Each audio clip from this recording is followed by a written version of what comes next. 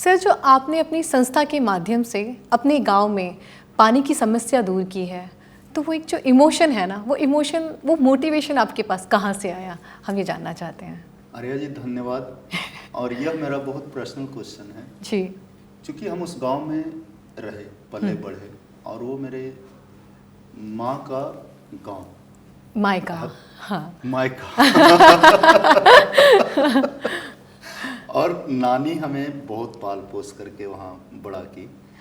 मैं नानी से बहुत ही इतना अटैच था कि आज भी मुझे उसकी याद आती है। मुझे लाइफ में और कोई नहीं याद आता है, सिर्फ नानी याद आती है। ये मैं सच बताना चाहता हूँ आज।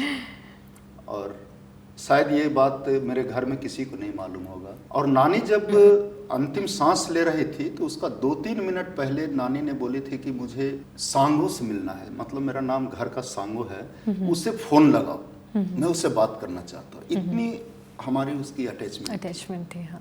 मैंने कुछ नहीं कर पाया नानी के लिए। एक बार ऐसा हुआ कि सडनली मेरे अंदर इतनी पावर काम करने लगा और मैं बेंगलोर से रात में ही टिकट लिया और मॉर्निंग 5 बजे की टिकट से मैं लेकर के प्लेन से घर पहुंच गया। पता नहीं कौन सी पावर काम करे। मैं सडनली एक लड़का से पूछा, उसका नाम संतोष कुमार है, मैं उसके लिए ग्रेटफुल हूँ जी। तो मैंने पूछा ऐसा कौन सा काम है जो हम करें इस गांव के लिए जी।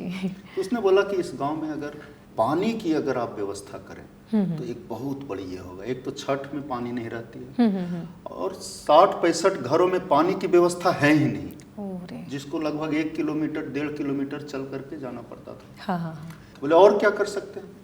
फिर उसने बोला कि बहुत सारे खेत ऐसा है जहाँ पानी पहुँचता ही नहीं, जिसके कारण से फसल नहीं लगता है, लगाते नहीं है, पानी नहीं है। तो मैंने 3 डिसीजन उस दिन लिए। पहला कि छठ पर्व के लिए पानी की व्यवस्था, दूसरा कि जो 65-70 घर में जो पानी नहीं जा रहे हैं उनका मैंने सर्वे किया। तो एक चीज मुझे बहुत ये लगा कि इससे अच्छा काम और जीवन में शायद कुछ भी नहीं हो सकता है कि अगर मैं कुछ कर दूं।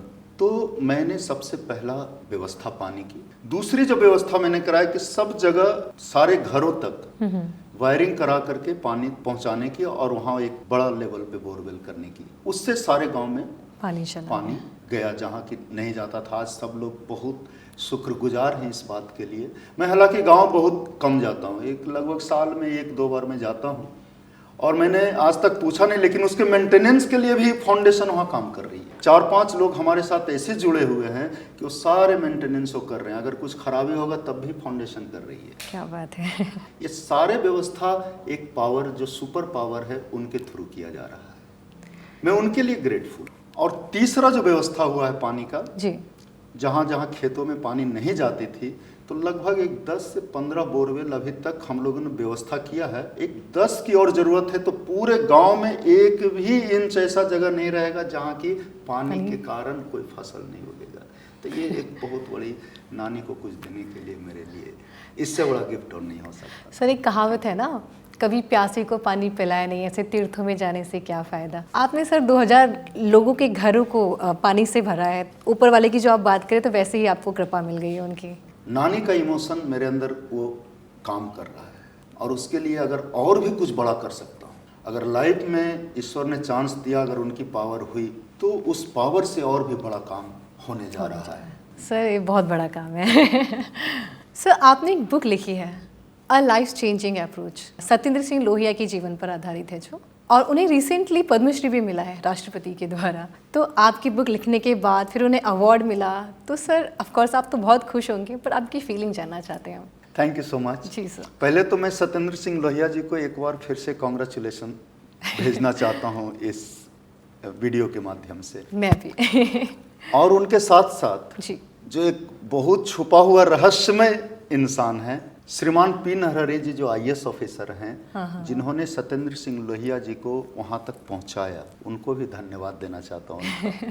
एक्चुअली जब ये किताब लिखने की मेरे मन में और दिमाग में जब आया, और किसी सोर्सेस के अनुसार जो हमारे मित्र हैं ऋषिकेश जी, उन्होंने अप्रोच किया कि सत्येंद्र सिंह लोहिया जी 2 पैर नहीं रहते हुए भी इंग्लिश चैनल को स्विमिंग में क्रॉस किया है। और ये बहुत बड़ी बात थी, बहुत बड़ी। मुझे कुछ मालूम नहीं था, लेकिन ऋषिकेश जी ने मुझे बताया कि ऐसा ऐसा है और उनके ऊपर किताब लिखते हैं जी। वो हमारे पार्टनर ऑथर भी हैं। और साथ में जब हम दोनों किताब लिखना शुरू किया, फिर सत्येंद्र सिंह लोहिया जी से हम लोगों ने इंटरव्यू लिया इस किताब के लिए जी। तो उन्होंने हाँ बोला। और उनको भी शायद उस समय नहीं मालूम था कि उनको पद्मश्री अवार्ड मिलने वाला है। इंटरव्यू में कहीं भी इसकी जिक्र नहीं है, जबकि इंटरव्यू बहुत पहले ले लिया गया था। हम लोग को कब मालूम चला, जब बुक पूरी तरीके से तैयार हो गई है, उसके रिलीजिंग के 1-2-3 दिन पहले उनको मालूम चला कि पद्मश्री अवार्ड के लिए प्रधानमंत्री श्री नरेंद्र मोदी जी ने नॉमिनेट किया है। 22 अप्रैल 2024 को उनको जब पद्मश्री अवार्ड मिला, बहुत खुशी हुआ।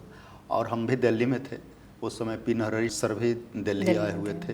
किसी भी इंसान के लिए बहुत बड़ी बात होती है जी सर। तो वही गर्व जो है उस समय था कि हाँ ये इंसान यहाँ तक पहुँचा है। और इसमें 100% सिर्फ और सिर्फ सत्येंद्र सिंह लोहिया जी का ही सारा श्रेय दिया जा सकता है। हम तो लिखने वाले हैं, करने वाले तो वो हैं। तो इसमें ज़रूर उनकी महानता है, महानता पी नरहरि सर का भी है जी। और इसमें जितने भी मुझे लोग जो वहाँ तक पहुँचाए उनके लिए मैं ग्रेटफुल कि उनके ऊपर हमें किताब लिखने का मौका मिला। तो मैं बहुत खुश हूँ। ऐसी स्टोरी हमेशा आपको मतलब यूथ को या फिर नेक्स्ट जनरेशन जो भी होती है उनको हमेशा इंस्पिरेशन देती है, इंस्पायर करती है। ये पूरे लाइफ टाइम लोग याद रखेंगे। और आज ये किताब मालूम नहीं कितने आगे बढ़ रहे हैं, लेकिन आने वाला समय में इस किताब को एक नई मंजिल मिलेगी ज़रूर सर। और इसके लिए मुझे पूरी तरीके से थैंक्सफुल पूरे टीम को देना बहुत आवश्यक है। और हम तो दिल से हमेशा लोगों को यही प्रेरित करते हैं कि आप लोग हमेशा खुश रहें बस। भारत एक चमत्कार में आप मेरे साथ सुन रहे थे राकेश चंद्रा जी को। ऐसे ही और महान हस्तियों से मिलने के लिए और उनके विचार जानने के लिए हमारे शो में बने रहिए और देखिए भारत एक चमत्कार। Thank you.